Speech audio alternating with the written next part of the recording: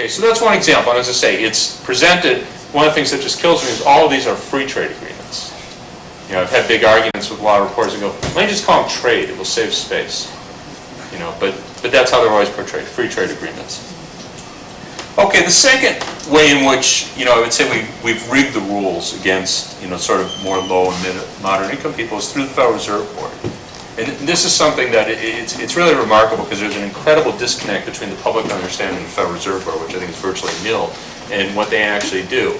And I'm not blaming the public, I blame the reporters who write about it. But, you know, you get sort of a cult. When Alan Greenspan was there, he almost became a cult figure. In fact, when he used to, you know, he'd go to a baseball game in Washington every now and then, and they would announce that Alan Greenspan was in the audience, and everyone would applaud. You know, that's great. You know. Now, what people thought he did, I mean, they thought he was like your good uncle that made sure the economy worked, you know, but, you know, what does the Fed do? And, you know, I think most people have almost no knowledge of it. Now, what the Fed does, of course, it varies at different times, but one of the things that the Fed does, and it's done a little bit right now, is it raises interest rates to slow the economy, ostensibly to keep inflation down. Okay, so the Fed, at many different points in time, and just they've raised interest rates over the last few years, not recently, not in the last few months, but they raised the interest rate they control from 1% to 5.25%. If you go back to the mid-90s, 94 to 95, they raised the rate they control from 3 to 6%. They did the same thing in the 80s. Each time, ostensibly, because they said, you know, they were concerned about inflation.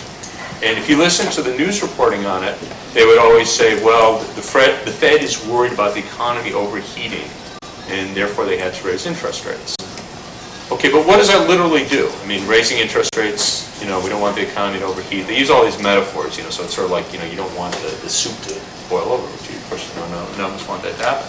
So, but what does that mean? Why are they raising interest rates? How does that, you know, slow the economy? How does that curtail inflation? Well, the basic story is you raise interest rates. There are sectors of the economy, housing, cars, you know, to some extent investment. Those all, you know, those all get cut back as interest rates get higher, and that cuts back hiring. Okay, what they're really trying to do is reduce employment. Okay, because their basic story, and again, I'm not putting words in their mouth because there's big literature on this. The basic story is that when the unemployment rate gets too low, workers have more bargaining power. They push up their wages. That gets translated to higher prices. And workers, if they still have bargaining power, will then say, okay, I need higher wages to compensate for higher prices, and you get a wage price spiral. So their way of curing inflation is to deliberately throw people out of work. Okay, well, what happens when they throw people out of work? Who gets thrown out of work? Well, again, it's not a lot of doctors that are going to lose their job, lawyers, economists. When they raise interest rates and throw people out of work, those are overwhelmingly factory workers, retail clerks, custodians, dishwashers. Those are the people who lose their jobs. So their method for controlling inflation is to deliberately throw less educated workers out of work so that, you know, they're less well situated to push up their wages. Okay, so again, this is a case where you have a policy that redistributes income upward. And the book that Ted mentioned that I co-authored with Jared Bernstein, that was exactly the point of it, the benefits of full employment. Because if you look at the late 90s, and here's my praise for Alan Greenspan, he let the unemployment rate get relatively low in the late 90s, much lower than most economists, you know, thought was acceptable. He let the unemployment rate get to 4%.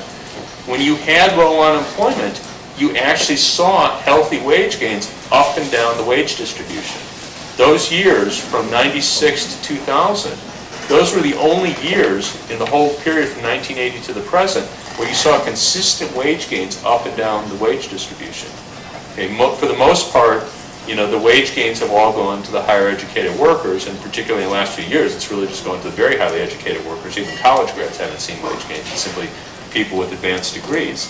But one of the benefits of having the low unemployment of the late 90s was that workers, even, you know, at the 10th percentile, the middle of the income distribution, they saw healthy wage gains 1.5% to 2% a year over that 4-year period. So this is never talked about as a distributional policy, but it very much is. So the Fed, what they're saying, and one could argue whether they're right about inflation or not, it doesn't even matter for the point I want to make here.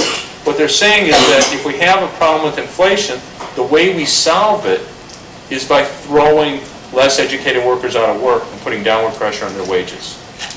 Okay, and again, it's never talked about that way. I remember once I was actually talking with a person who had been a member of a regional Federal Reserve Bank. We have the National Bank. I won't go into details about the Federal Reserve Board, but we have the National Federal Reserve Board, and there's 12 regional banks, and this person had been actually director of one of the regional banks, and I made some comment about, well, when they raised rates, they were throwing people out of work. And he got very upset. He goes, no, we weren't. We were just worried about the economy overheating.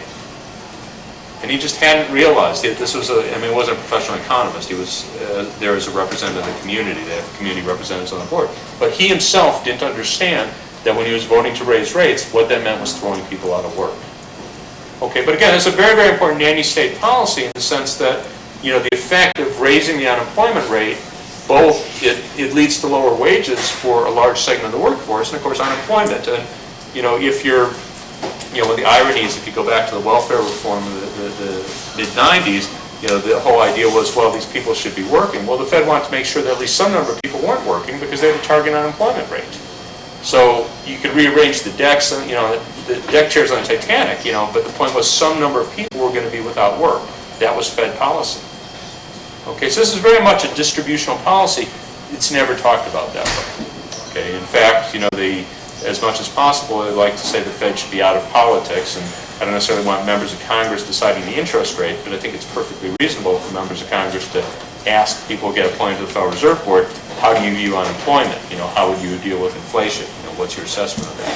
But that's not in the public debate at all.